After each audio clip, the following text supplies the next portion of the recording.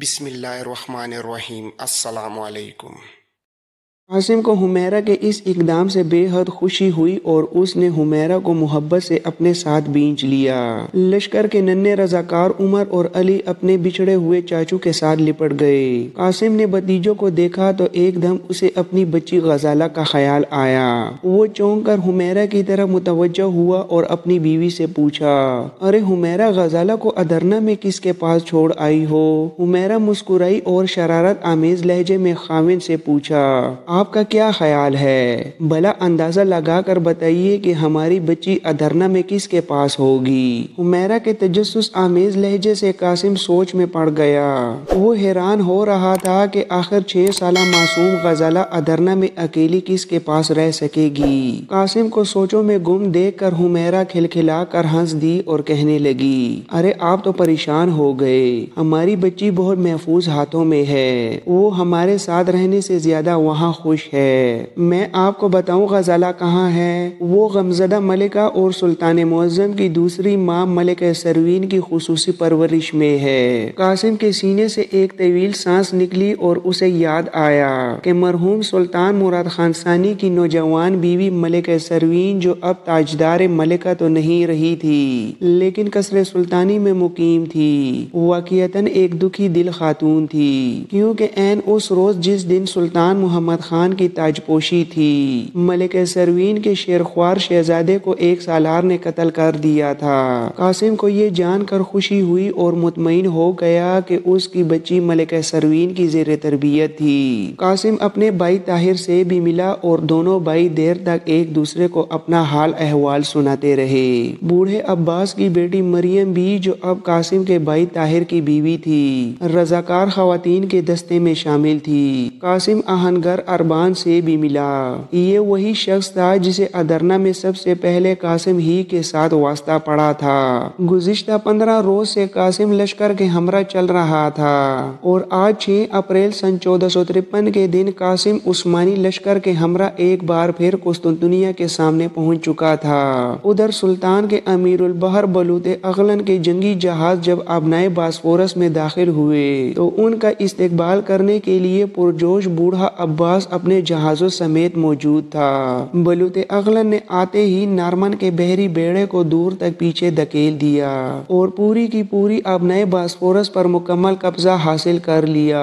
اب شہر کے عقبی سمندر پر بھی عثمانی بحریہ کا قبضہ ہو چکا تھا اور یورپی جہاز آبنائے باسفورس کو خالی کر کے بحر مارمورا کے وسط تک پیچھے ہٹ گئے تھے۔ رومیوں کے لیے صرف در دانیال کا راستہ کھلا تھا اور وہ بھی ایسی صورت میں جب عثمانی بحریہ کی کشتیاں در دانیال کے پانیوں میں گشت پر موجود نہ ہوتی۔ البتہ گولڈن ہارن میں بھاری اسلحہ بردار مسیح جہاز ابھی تک موجود تھے اور گولڈن ہارن کے دہانے پر لوہے کی بھاری بھرکم زنجیر تنی ہوئی تھی۔ رومی بحریہ کے جہاز دن بھر بلوط اغلن کے ساتھ آنکھ مچولی کھیلتے رہے۔ وہ بحر مارمورا سے بھی کبھی کبھار آبنائے میں داخل ہو جاتے اور عثمانی بحریہ کا اچھا خاصا نقصان کر کے واپس بھاگ جاتے۔ گولڈن ہارن کے افسران بھی وقتاً فوقتاً ترکی بحریہ کے ساتھ پنجہ آزمائی کی کوشش کرتے رہتے تھے اور یوں گویا قسطنطنیہ کے دو اطراف میں ترکوں اور رومیوں کے درمیان باقاعدہ بحری جنگ شروع ہو چکی تھی۔ قسطنطنیہ کی تیسری سمت میں گولڈن ہارن واقع تھی، جس کا راستہ فی الحال بند تھا۔ شہر کے سامنے پہنچ کر سلطان نے اپنا شاہی خیمہ سینٹ رومانس کے دروازے کے عین سامنے نصب کروایا تھا۔ سلطان نے لشکر کو پڑاؤ کا حکم دیا اور قسطنطنیہ کے محاصرے کا باقاعدہ آغاز کر دیا۔ سلطان نے سپاہیوں کو خیمے نصب کرنے کا حکم دیا اور خود اپنے سفید گھوڑے پر سوار ہو کر فصیل شہر کے سامنے تمام علاقے کا گشت کرنے لگا۔ سلطان کے نامور سپہ سالار اس کے دائیں بائیں گھوڑوں پر سوار تھے اور سلطان محمد خان آل عثمان کے مخصوص جو جلال کے ساتھ محاصرے کے مختلف مقامات کا جائزہ لینے لگا۔ سلطان نے جا بجا بہادر دستوں کو متعین متعین کیا اور فصیل کی مختلف کمزوریوں کو ذہن نشین کر کے اپنی خطرناک توپیں نصب کرنے کا حکم دیا۔ سلطان نے بیلداروں کے سردار کو بلوا کر سابات اور سرنگیں بنانے کی ہدایت کی۔ بیلدار سلطان کا حکم پاتے ہی دڑا دڑ انجیر کے درختوں کو گرا کر سابات اور سرنگیں بنانے میں مصروف ہو گئے۔ یہ سابات دراصل لکڑی کے قد آدم کیبن تھے جن کے نیچے پہیے لگائے گئے تاکہ سپاہی ان کے عقب میں خود کو چھپا کر ان چھجوں کو آگے سے آگے دھکیلتے ہوئے شہر کی طرف بڑھ سکیں۔ لکڑی کے یہ سابات تیر اندازی اور سنگباری سے سپاہیوں کو محفوظ رکھ سکتے تھے اور سپاہی ان چھجوں کے رختوں میں سے آسانی کے ساتھ فصیل شہر پر تیر اندازی کر سکتے تھے۔ سلطانی لشکر خیمہزن ہو گیا۔ 6 اپریل کے روز صبح سے لے کر شام تک تمام عیسائی فصیل شہر پر کھڑے ہو کر عثمانی لشکر کی کارروائی دیکھتے رہے۔ شہر کے اندر قسطنطین کے جانباز سپاہی پوری طرح مستعد تھے۔ جنیوا کا سپہ سالار جان جسٹینیانی اور قسطنطنیہ کا سپہ سالار ڈیوک نوٹارس شہر کے بڑے دروازوں سے نکل کر دو بدو جنگ کرنے کی تیاریاں کر رہے تھے، اور پھر اسی روز سے ترکوں اور رومیوں کے درمیان آسمان کی آنکھوں نے ہلال و صلیب کی ایک اور جنگ کا نظارہ کرنا شروع کیا۔ سلطان نے پڑاؤ کے وقت حیرت انگیز قابلیت کا ثبوت دیا اور انتہائی تیزی کے ساتھ محاصرے کے حلقے کو تنگ یعنی فصیل شہر کے متصل پہنچنے کی کوشش کی۔ منجنیقوں اور توپوں کو مناسب موقعوں پر نصب کر کے جا بجا بارود کے گولوں اور بھاری پتھروں کی بارش کا آغاز کر دیا گیا۔ قسطنطنیہ کے اندر پوپ جان نکلسن پنجم کا نائب کارڈنل اسٹڈور موجود تھا۔ محاصرہ شروع ہوتے ہی کارڈنل اسٹڈور اور بطریق اعظم نے ایک دوسرے سے بڑھ کر باشندگان شہر اور عیسائی فوجوں میں مذہبی جوش و جذبہ پیدا کرنا شروع کر دیا۔ لڑائی کی ترغیب دینے اور شہید ہونے کے فضائل بیان کرنے کے لیے بڑے بڑے پادری اور بشپ واضح نصیحت کرتے اور لوگوں کو بڑھ چڑھ کر جان دینے پر آمادہ کرنے لگے۔ قسطنطنیہ کی عوام میں بے پناہ ولولہ اور جوش و جذبہ محاصرے کے ابتدائی دنوں میں دکھائی دینے لگا۔ کارڈنل اسٹڈور خود سپاہیانہ لباس پہن کر بہت سے بہترین سواروں کی کمان اپنے ہاتھ میں لے چکا تھا۔ سپہ سالاروں اور تمام افواج کی مجموعی طور پر نگرانی کا کام قیصر قسطنطین نے براہ راست سنبھالا ہوا تھا۔ 7 اپریل سن 1453 کے روز سینٹ رومانس دروازے کے پیچھے جان جسٹینیانی اپنے اہن پوش بہادر سواروں سمیت دروازے سے باہر نکلنے کے لیے تیار کھڑا تھا۔ اس کے عقب میں سپہ سالار نوٹارس اپنے سوار لیے کھڑا تھا۔ طلوع آفتاب کے کچھ دیر بعد لڑائی کے لیے بیتاب عیسائی سپاہی سینٹ رومانس کا دروازہ کھول کر آندھی اور طوفان کی طرح باہر نکلے اور باہر نکلتے ہی ان کا تربیت یافتہ لشکر خود بخود ایک خاص نظم و ضبط میں آ گیا۔ جنوبی افواج کا سپہ سالار جان جسٹینیانی اپنے سوار دستوں کو لے کر صف آرا ہونے لگا۔ اسی طرح سپہ سالار نوٹارس نے اپنی صفیں درست کی اور عیسائی فوجی مسلمان لشکر پر ٹوٹ پڑنے کے لیے بے حد بیتاب نظر آنے لگے۔ عیسائی لشکر کے عقب میں سینٹ رومانس کا دروازہ بند کر دیا گیا اور اب ان کا لشکر سلطانی افواج کے سامنے دو بدو مبارزت کے لیے طبلِ جنگ بجانے لگا۔ سلطان محمد خان نے بھی اپنے میمنہ و میسرہ اور قلب کو آراستہ کرنے کے بعد طبل کا جواب طبل سے دیا، اس سے پہلے کہ دونوں طرف کے سپاہی ایک دوسرے پر جھپٹتے۔ مسلمان افواج میں لاڈلی فوج ینیچری کا ایک سوار آگے بڑھا اور وسطی رزمگاہ میں پہنچ کر عیسائی فوجیوں کو مبارزت کی دعوت دی۔ اگلے لمحے ایک جوشیلا عیسائی نوجوان میدان میں اترا۔ دونوں مبارزین ایک دوسرے کے سامنے اپنے گھوڑوں پر بیٹھے اترا رہے تھے۔ مسلمان سپاہی عبداللہ تو گویا اپنے دشمن کا منتظر تھا۔ اس نے آتے ہی اپنے مخالف کو آڑے ہاتھوں لیا۔ لوہے سے لوہا ٹکرانے کی آواز فضا میں گونجی اور پہلے چھن کے ساتھ ہی دونوں لشکروں کے سپاہیوں نے اپنے اپنے نعرے بلند کیے۔ فصیل شہر پر متعین سپاہیوں کے علاوہ ہزاروں کی تعداد میں عام شہری بھی جنگ کا نظارہ کرنے کے لیے آئے ہوئے تھے۔ دونوں مبارزین کافی دیر تک ایک دوسرے کے ساتھ اٹکیلیاں کرتے رہے، داؤ پر داؤ کھیلتے رہے اور بالآخر عبداللہ نے کھیل ختم کرنے کا فیصلہ کیا۔ اس نے یکا یک اپنے حملے تیز کر دیے۔ رومی سپاہی کے لیے عبداللہ کے کاری وار بچانا مشکل ہونے لگا تو وہ بھاگ کھڑا ہوا۔ اس کا گھوڑا اپنے لشکر کی جانب سرپٹ دوڑ رہا تھا۔ دعوت مبارزت کا کھیل اس سے زیادہ دیر قائم نہ رہ سکا اور اچانک دونوں لشکروں کے سپاہی نعرے مارتے ہوئے ایک دوسرے پر پل پڑے۔ فصیل شہر سے عیسائیوں کا شور بلند ہوا۔ شہر کی نوجوان لڑکیاں فصیل شہر سے اپنے بہادروں کو ہلا شیری دے رہی تھیں۔ گمسان کا رن پڑا اور عثمانی فوج نے جسٹینیانی کے سپاہیوں کو کاٹنا شروع کر دیا۔ پہلے عیسائیوں کے قدم اکھڑے، لیکن پھر اچانک بہادر جسٹینیانی نے خود سب سے آگے بڑھ کر اسلامی لشکر کے قلب پر ایک خطرناک حملہ کر دیا۔ وہ ینیچری کے بہادروں کو درہم برہم کرتا ہوا عثمانی پرچم کی جانب بڑھنے لگا۔ جسٹینیانی کی تلوار بجلی کی طرح لپک رہی تھی اور اس کا ایک ایک وار عثمانی سپاہیوں کے لیے جرأت و شجاعت کی علامت بنتا جا رہا تھا۔ سلطان خود ایک ٹیلے پر کھڑا جسٹینیانی کی شجاعت ملاحظہ کر رہا تھا۔ سلطان کے چہرے پر بے اختیار جسٹینیانی کے لیے داد و تحسین کے جذبات ابھر آئے۔ قلب کو کمزور ہوتے دیکھا تو سپہ سالار آغا حسن نے اپنے بکھرتے ہوئے ساتھیوں کو مجتبی کیا اور جسٹینیانی کے سامنے جم گیا۔ دونوں لشکر 2 گھنٹے تک آپس میں گتھم گتھا رہے اور پھر عیسائی فوجی پہلے سے طے شدہ منصوبے کے تحت پیچھے کی طرف سمٹنے لگے اور پھر دیکھتے ہی دیکھتے میدان کارزار عیسائیوں سے خالی ہو گیا۔